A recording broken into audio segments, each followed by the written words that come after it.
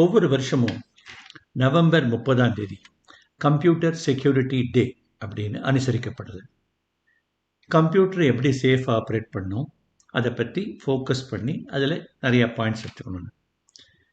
இப்போது கொஞ்சம் சமீப காலத்தில் நிறைய சைபர் கிரைம் பெருகிட்டே வருது. எப்படி பெருகிட்டு வருதுன்னாக்க 2024 இது மட்டும் கிட்டத்தட்ட 12,000 கோடி ரூபாய் மக்கள் இழந்திருக்காங்க. ஃபஸ்ட்டு 9 மாதத்துலேயே, that is 1000 crore per month. Cyber crime complaints 12 லட்சம் கம்ப்ளைண்ட் இது மட்டும் பதிவாயிருக்கு.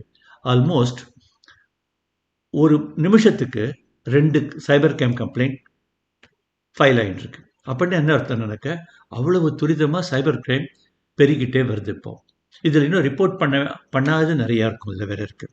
ஸோ நாம் ஒரு நிமிஷமும் நம்ம சைபர் கிரைமுக்கு ஆளாகாமல் இருந்தானாக்க நிச்சயமாக ரொம்ப அதிர்ஷ்டம் பண்ணான்னு நினச்சிக்கணும். அட் த சேம் டைம் ஏன் சைபர் கிரைம் நடக்கிறது, இதுலேருந்து நம்ம எப்படி பாதுகாத்தோம்னு பார்க்கலாம். நான் ஒரு 12 டிப்ஸ் நான் கொடுக்குறேன். இந்த டிப்ஸ் தான் நானும் ஃபாலோ பண்ணுறேன். இதை நீங்கள் பண்ணினீங்கன்னா ஓரளவு கண்டிப்பாக நீங்கள் பாதுகாப்பாக இருக்க முடியும்னு என்னோட நம்பிக்கை. இது எதுக்கு நடக்க ஒரு சைபர் கிரைமும் எதனால் நடக்கிறது அப்படின்னு பார்த்தானாக்க, நம்பர் 1 அறியாமை, இக்னரன்ஸ். நம்பர் 2 அவேர்னஸே இல்லை, விழிப்புணர்ச்சி இல்லை. நம்மளை சுற்றி என்ன நடக்கிறது, எப்படி ஏமாத்துறாங்க அப்படின்னு தெரியல. அதுக்கப்புறம் பேராசை இருக்குது, பயம் இருக்குது.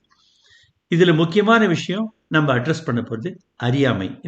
ஃபர்ஸ்ட் இப்போ நம்மளை இப்போ யாரோ ஒருத்தர் ஏமாத்துறாங்க அப்படின்னாக்க, உங்கள் வீட்டுக்குள்ளேயே கொள்ளையடிக்கிறாங்கன்னா முதல்ல என்ன, உங்களுக்கு பாதுகாப்பு சரியில்லை, செக்யூரிட்டி ரொம்ப வீக்காக இருக்குன்னு அர்த்தம்.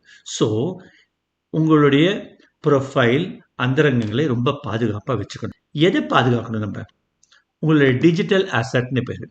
வீட்டில் இருக்கிற பொருட்கள்லாம் பாதுகாப்பான நம்ம என்ன பண்ணுறோம், நம்ம பூட்டு போடுறோம். நல்ல பலமான பூட்டு போட்டு செக்யூரிட்டி இன்க்ரீஸ் பண்ணுறோம். இப்போ நம்ம எதை பாதுகாக்கணும், இப்போ சைபர் கிரைமில் ஆளாகக்கூடாதுன்னு எதில் பாதுகாப்போம், நம்ம டிஜிட்டல் அசட்ஸுங்கிறது என்னென்ன. இப்போ உங்களுக்கு டிஜிட்டல் அசட்ஸுங்கிறது இப்போ இமெயில் இருக்குது, சோஷியல் நெட்வொர்க் அக்கௌண்ட்ஸ் நிறையா இருக்குது, ஃபேஸ்புக்கு, ட்விட்டர் நிறையா இருக்குது, இன்ஸ்டாகிராம் எல்லாமே இருக்குது. உங்களுடைய இன்டர்நெட் பேங்கிங், மொபைல் பேங்கிங் எல்லாத்தோட பாஸ்வேர்டு, இந்த எல்லாத்துக்கும் போடுற ஒரு பூட்டு தான் பாஸ்வேர்டுங்குது. இந்த பூட்டை நீங்கள் சரியாக போட்டுட்டு மெயின்டைன் பண்ணணும். நீங்கள் அதை பண்ணின்னு வந்தீங்கன்னாக்க கண்டிப்பாக ஓரளவு சேஃபாக இருக்க முடியும். ஸோ என்னென்ன டிப்ஸ் எல்லாம் நம்ம பார்த்தாங்க கொஞ்சம் ஓரளவு சேஃபாக செக்யூராக இருக்க முடியும்னு பார்க்கலாம். நம்பர் 1, எல்லாத்துக்குமே நம்பர் 1 பாஸ்வேர்டு. உங்களுடைய பாஸ்வேர்டுங்கிறது ரொம்ப ரொம்ப முக்கியம். இது எப்படின்னா, உங்கள் பாஸ்வேர்டுங்கிறது உங்கள் வீட்டுக்கு போட்ட பூட்டோட சாவி மாதிரி இது. ஸோ இந்த பாஸ்வேர்டை நீங்கள் எப்படி கிரியேட் பண்ணணும் அப்படின்னாக்க, ஆல்ஃபபெட்ஸ் ஏலேருந்து இசட் வரைக்கும், கேபிட்டல் லெட்டர்ஸ், ஸ்மால் லெட்டர்ஸ் எல்லாம் சேர்த்து, நம்பர்ஸ் 0 to 9 நம்பர்ஸ், அதுக்கப்புறம் ஸ்பெஷல் கேரக்டர்ஸ் இருக்குது, plus, minus, star, hash, at symbol, இதெல்லாம் பேர் ஸ்பெஷல் கேரக்டர். இது எல்லாத்தையும் சேர்த்து போட்டு ஒரு பாஸ்வேர்டு ஒன்று க்ரியேட் பண்ணிக்கோங்க.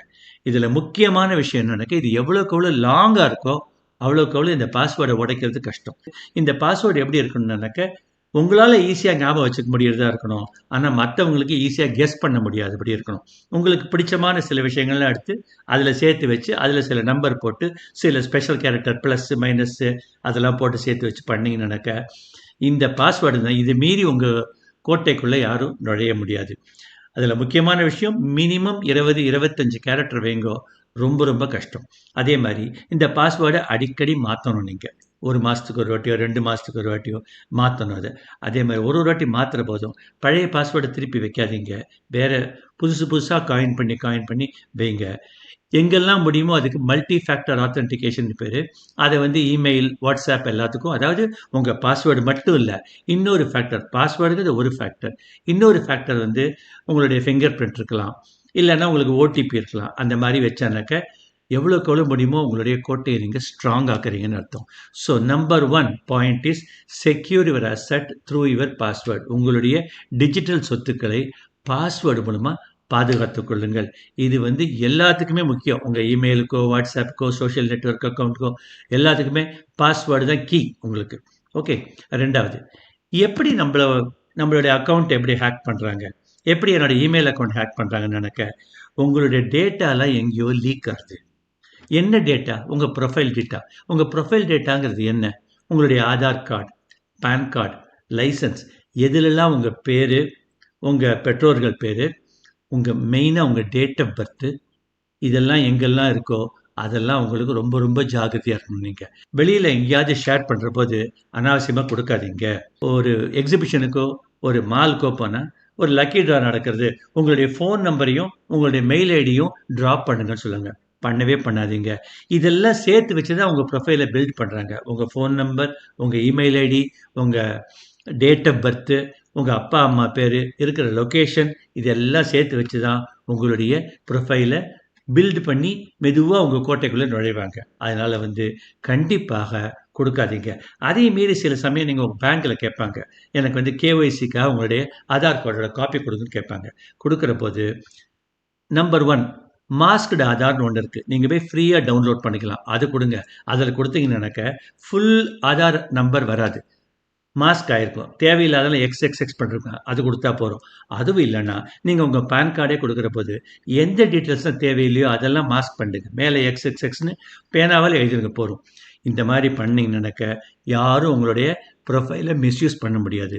ரெண்டாவது, இப்போ எங்கேயோ ஒரு பேங்க்கில் நீங்கள் போய் கொடுக்குறீங்கன்னாக்க குறுக்கில் எழுதிருங்க, given to State Bank of India on so date for the purpose. எதுக்காக கொடுத்துருக்கேன் அதுக்கு. ஏன்னா இதே காப்பியை வச்சுன்னு வேற எங்கேயும் அவள் சப்மிட் பண்ண முடியாது.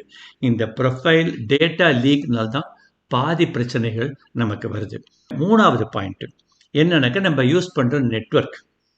ஃபஸ்ட்டு உங்கள் வீட்டில் வைஃபை வச்சுருப்பீங்க. இந்த வைஃபை எல்லாருமே டிஃபால்ட் பாஸ்வேர்டு என்ன இருக்குன்னா மோஸ்ட்லி அவளுடைய ஃபோன் நம்பர் தான் இருக்கும். முதல்ல அதை மாற்றுங்க. அதையும் மாற்றிட்டு ஒரு ஸ்ட்ராங்கான பாஸ்வேர்டு ஒன்று வச்சுக்கோங்க. அந்த பாஸ்வேர்டு உங்களுக்கு மட்டும்தான் தெரியறதா வச்சுக்கோங்க. ஏன்னா இப்போ ரொம்ப வீக் பாஸ்வேர்டு நீங்கள் வச்சுருந்தேன்னாக்க அந்த பாஸ்வேர்டு வச்சு உங்கள் வாசலில் இருக்க, உங்கள் வீட்டு வாசல்லே நின்று ஒருத்தர் உங்கள் வைஃபை யூஸ் பண்ணி உங்களோட வைஃபையை மிஸ்யூஸ் பண்ணி உங்கள் அக்கௌண்ட்லேருந்து பண்ணுற மாதிரி பண்ணி நிறைய விஷயங்கள் பண்ண முடியும். அதனால் ஃபஸ்ட்டு வைஃபைக்கு ஸ்ட்ராங்கான பாஸ்வேர்டு வைங்க. பப்ளிக் பிளேஸில் போகிறபோது மால்லையோ ஏர்போர்ட்லேயோ ரயில்வே ஸ்டேஷன்லேயோ ஃப்ரீ வைஃபை அப்படின்னா உடனே பாஞ்சு போய் யூஸ் பண்ணாதீங்க. எதுவுமே ஃப்ரீயாக வருதில்ல, அதுக்கு ஏதோ ஒரு விலை எங்கேயோ கொடுக்க போகிறோம் நம்ம. அதனால் ஃப்ரீ வைஃபை யூஸ் பண்ணுற போது ஜாகிரதையாக இருங்க. எல்லா ஃப்ரீ வைஃபையும் அவங்க நம்மளை ஏமாத்துறாங்கன்னு சொல்ல முடியாது. எங்கெல்லாம் முடியுமோ அங்கெல்லாம் ஃப்ரீ வைஃபையை அவாய்ட் பண்ணுங்கள். அதையும் மீறி உங்களுக்கு கண்டிப்பாக நீங்கள் யூஸ் பண்ணி தான் ஆகணும்னு நினைக்க பண்ணிவிட்டு உடனே உங்களுடைய பாஸ்வேர்டை சேஞ்ச் பண்ணுங்கள். உங்கள் வீட்டுக்கு எதை யூஸ் பண்ணுறீங்களோ, சப்போஸ் பேங்கிங் யூஸ் பண்ணுறீங்க இல்லை உங்கள் இமெயில் ஆக்சஸ் பண்ணுறீங்கன்னா வீட்டுக்கு ஃபஸ்ட்டு அதோட பாஸ்வேர்ட் சேஞ்ச் பண்ணுங்கள். 4வது பாயிண்ட், மொபைல் பேங்கிங் யூஸ் பண்ணுற போது என்ன பண்ணுங்கள், பப்ளிக் வைஃபை, இன்டர்நெட் கேஃப் இங்கேருந்தெல்லாம் எங்கேயுமே கனெக்ட் பண்ணாதீங்க. அதையும் மீறி சப்போஸிங் ஒரு இன்செக்யூர் பிளேஸ் போய் பண்ண வேண்டிய நிர்பந்தம் வந்துடுத்து. ஆனால் எனக்கு கொஞ்சம் டவுட்டாக இருக்குது அந்த இடம்லாம் பார்த்தோன்னாக்கா வீட்டுக்கு முதல்ல உங்கள் பாஸ்வேர்டை சேஞ்ச் பண்ணிவிடுங்க. எனக்கு தெரிஞ்ச மட்டும் என்னுடைய பர்சனல் ஒப்பீனியன் இது. மொபைல் பேங்கிங்கை விட நான் இன்டர்நெட் பேங்கிங் பண்ணுவேன். இன்டர்நெட் பேங்கிங்னா எப்படி பண்ணுவேனாக்கா, வீட்டில் உட்காந்து நம்மளுடைய லேப்டாப்லேயோ கம்ப்யூட்டரில் ஓப்பன் பண்ணி நம்ம வைஃபையில் கனெக்ட் பண்ணி அதை பண்ணனாக்க பல விதத்தில் இது சேஃபாக இருக்கும். ஸோ மொபைல் பேங்கிங்கிறது ரொம்ப ரொம்ப ஜாகிரதையாக இருக்க வேண்டிய விஷயம். கட்டாயமா நிறைய பேர் கூட ஷேர் பண்ணுங்க அண்ட் சப்ஸ்கிரைப் பண்ணுங்க. அப்பதான் பூர்ண சக்தி வீடியோஸை மிஸ் பண்ணாம பார்க்க முடியும்.